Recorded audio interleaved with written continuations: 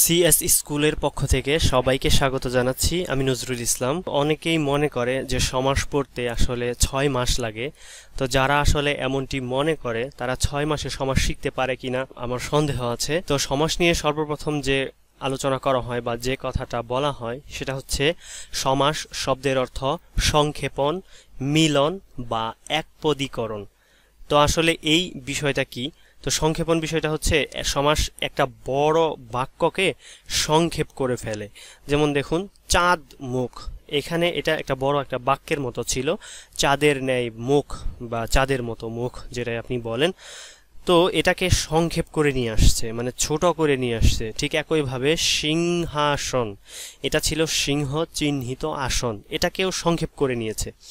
তো এই সংক্ষেপ করার জন্য সে এই পদগুলোর মধ্যে একটা মিলন ঘটিয়েছে। এবং যেহেতু তারা অনেকগুলো পদ ছিল, যেমন সিংহ চিহ্নিত আসন, এখানে হচ্ছে ৩টা পদ ছিল, এই ৩টা পদকে সমাস হচ্ছে এক পদে নিয়ে আসছে বা এক পদে পদীকরণ করে ফেলেছে। তো এই জন্যই আসলে বলা হয় যে সমাস শব্দের অর্থ হচ্ছে সংক্ষেপণ, মিলন এবং একপদীকরণ। তো হচ্ছে এইটুকুই হচ্ছে। এখান থেকে যদি একটা প্রশ্ন করা হয় আপনাদেরকে, তো হচ্ছে অনেকেই হয়তো উত্তর দিতে পারবে না। তো চলুন দেখি আমাদের প্রশ্নটা কি। প্রশ্নটা হচ্ছে নিচের কোনটির অর্থ মিলন বা নিচের কোনটি মিলন বুঝায়? অপশন ক হচ্ছে সন্ধি, তারপরে হচ্ছে বচন, কারক, সমাস। তো অনেকেই হচ্ছে উত্তর করবে যে হচ্ছে সমাস। হ্যাঁ, ঠিক আছে, সমাস আপনার কথা, কিন্তু সন্ধি অর্থ মিলন বুঝায়। কিন্তু এই দুইটা মিলনের মানে সন্ধির মিলন এবং সমাসের মিলনের মধ্যে তফাৎ আছে। তো হচ্ছে সন্ধির মিলন হচ্ছে পাশাপাশি দুটি ধ্বনির মিলন এবং সমাসের মিলন হচ্ছে একাধিক পদের মিলন। তো হচ্ছে আমরা বিষয়টা একটু দেখাচ্ছি। দেখুন, এখানে বিদ্যা যোগ আলয়। তো দেখুন, বিদ্যার শেষে যে একটা আ ধ্বনি আছে এবং আলয়ের শুরুতে একটা সরায় আ আছে, এখানে একটা আ আছে। এই বিদ্যার আ এবং আলয়ের আ, এই দুই আ মিলিত হয়ে তো বিদ্যালয় একটা আ হয়েছে, মানে একটা আ চলে গিয়েছে। তো এটা এই জন্যই হচ্ছে বলা হয় সন্ধি হচ্ছে ধ্বনির মিলন। তো হচ্ছে সমাস কি? সমাস হচ্ছে পদের মিলন। তো দেখুন, সিংহ চিহ্নিত আসন, তো এখানে ৩টি পদ হচ্ছে মিলিত হয়ে একটা পদে রূপান্তর হয়েছে, এই জন্য হচ্ছে এটা হচ্ছে পদের মিলন। তো এটাকে আরেকভাবে ব্যাখ্যা করা যেতে পারে। তো ধরুন, কাঠ থেকে টেবিল তৈরি হয়, তো এখানে কাঠকে কি করা হয়? শুধু পাশাপাশি জোড়া দেওয়া হয়।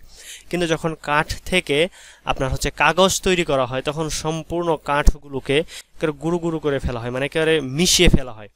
ঠিক সন্ধির প্রক্রিয়াটা অনেকটা এরকম কাঠ থেকে টেবিল তৈরি করার মতো, এবং সমাসের প্রক্রিয়াটা অনেকটা হচ্ছে কাঠ থেকে এরকম কাগজ তৈরি করার মতো।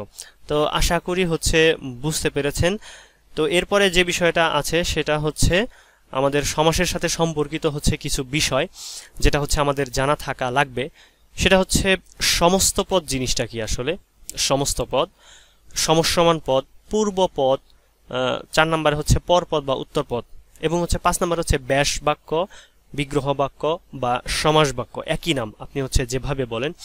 তো দেখুন, এখানে সিংহ চিহ্নিত আসন, এটা একটা বাক্য, টোটাল বাক্য। এই বাক্যটাকেই হচ্ছে বলা হচ্ছে ব্যাস বাক্য, বিগ্রহ বাক্য বা সমাস বাক্য।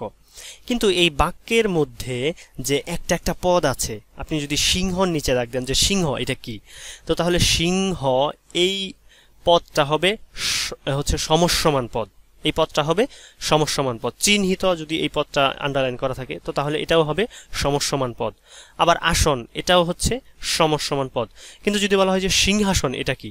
এটা হচ্ছে সমস্ত পদ। মানে সমাস নিষ্পন্ন হয়ে গেলে, মানে সমাসের কাজটা যখন শেষ হয়ে যাবে, তখন যে আমরা একটা নতুন পদ পাবো, একটা পদ পাবো, একটা মিলিত পদ পাবো, সেই পদটাই হচ্ছে সমস্ত পদ। মানে সিংহাসনের মধ্যে ওই সকল পদই অন্তর্ভুক্ত আছে। তো যে বিষয়টা পূর্বপদ, মানে হচ্ছে যেটা পূর্বে থাকে বা প্রথমে থাকে, এই বিষয়টা হচ্ছে পরীক্ষাতে আসলে সবাই পারে। কিন্তু সমস্যা হয় উত্তর পদ, মানে হচ্ছে এইটা যখন পরীক্ষাতে আসে। কারণ আমি দেখেছি অনেকেই ভুল করে যে হচ্ছে উত্তরপদ মানে বোঝায় যে পূর্বপদ বোঝায়, আসলে না। উত্তরপদের অর্থ হচ্ছে মানে পরে যেটা ব্যবহার করা হবে। তো আমরা বইপত্রে অনেক সময় দেখি এরকম হচ্ছে লেখা থাকে যে স্বাধীনতা উত্তর বাংলাদেশের অর্থনৈতিক অবস্থা ভালো ছিল না। তো এখানে স্বাধীনতা উত্তর বলতে বোঝাচ্ছে স্বাধীনতার পরে। আবার অনেক সময় দেখি দ্বিতীয় বিশ্বযুদ্ধোত্তর, মানে দ্বিতীয় বিশ্বযুদ্ধের পরের সময়। তো উত্তর মানে হচ্ছে সাধারণত এখানে পরে বোঝায়, যে কোনো ক্ষেত্রে পরে বোঝায়। তো এই জন্য হচ্ছে উত্তরপদ মানে হচ্ছে পরপদ। এখানে উত্তরপদ হচ্ছে আসন এবং হচ্ছে পূর্বপদ হচ্ছে সিংহ, এবং একটা মধ্যপদের কনসেপ্ট মাঝে মাঝে আসে। তো মধ্যপদলোপী কর্মধারায় সমাসের ক্ষেত্রে সেটা একটু দেখা যাবে। তো এখানে চিহ্নিত পদকে মধ্যপদ বলা যেতে পারে। এই ছিল মোটামুটি হচ্ছে সমাসের সাথে সম্পর্কিত কিছু বিষয়। এখান থেকে পরীক্ষায় হচ্ছে প্রশ্ন আসে মাঝে মাঝে। তো এখন আমরা দেখব সমাসের প্রকারভেদ, এবং সমাস আমরা যে নির্ণয় করব হচ্ছে সেটা কিভাবে নির্ণয় করব বা কোন টেকনিকগুলো অ্যাপ্লাই করব। তো সমাস সাধারণত 6 প্রকার, এটা বইয়ের মধ্যে আছে, আমাদের স্ক্রিনেও দেখতে পাচ্ছেন। তো সমাস আমরা যেভাবে নির্ণয় করব, প্রথমে হচ্ছে সমাসের ব্যাস বাক্য দেখব। মানে ব্যাস বাক্যটা হচ্ছে যদি আপনি বুঝতে পারেন তো তাহলে সমাস নির্ণয় করা আপনার জন্য অনেকটা সহজ হয়ে যাবে। কিন্তু আমাদের বেশিরভাগ ছেলে মেয়েরা, স্টুডেন্টরাই হচ্ছে ব্যাস বাক্যটাকে তারা হচ্ছে মুখস্থ করে, ফলে যেটা হয় সমাসটা সম্পূর্ণভাবে তারা নির্ণয় করতে পারে না। এরপরে হচ্ছে আমরা এই যে বললাম যে হচ্ছে উত্তরপদ, পরপদ, এই পদগুলার অর্থ চিন্তা করব এবং হচ্ছে সমস্ত পদের অর্থটাকে চিন্তা করব। যখন আমরা অর্থটাকে চিন্তা করব এবং অর্থের প্রাধান্য দেখব, তখন হচ্ছে আমাদের জন্য সমাস নির্ণয় করাটা অনেক সহজ হয়ে যাবে। এছাড়াও আরেকটা বিষয় আছে, সেটা হচ্ছে পদটা কি বিশেষ্য না বিশেষণ, ভার্ব, এই জাতীয় কোনো। তো এই বিষয়টা হচ্ছে আমাদের মাথায় রাখতে হবে। এরপরে যে বিষয়টা সেটা হচ্ছে আমাদের অনুশীলন করতে হবে। তো আপনি যদি হচ্ছে খুব ভালো পড়েন, অনুশীলন না করেন, পরীক্ষার খাতায় হয়তো বা আপনি অ্যান্সার করতে পারবেন না। আবার হচ্ছে খুব ভালো অনুশীলন করলেন, এক্ষেত্রে অ্যান্সার করা যাবে, কিন্তু কিছুদিনের মধ্যে আপনি ভুলে যাবেন।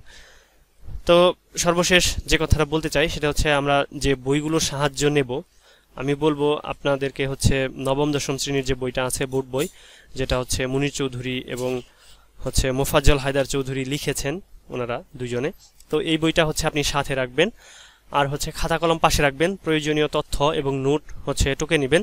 আর হচ্ছে আপনি প্র্যাকটিস করার জন্য, আপনি যদি এসএসসি লেভেলের স্টুডেন্ট হন তাহলে আপনি প্র্যাকটিস করার জন্য একটা নৈমিত্তিক গাইড হচ্ছে কিনে নেবেন। আর যদি চাকরি বাকরির জন্য হচ্ছে ট্রাই করেন এই উদ্দেশ্যে, তাহলে আপনি হচ্ছে বাজার থেকে একটা গাইড বই কিনে নেবেন প্র্যাকটিস করার জন্য, যার কোনো বিকল্প নেই। তো পরবর্তী লেকচারে আমরা হচ্ছে দ্বন্দ্ব সমাস এবং হচ্ছে দ্বিগু সমাস একসাথে পড়াবো।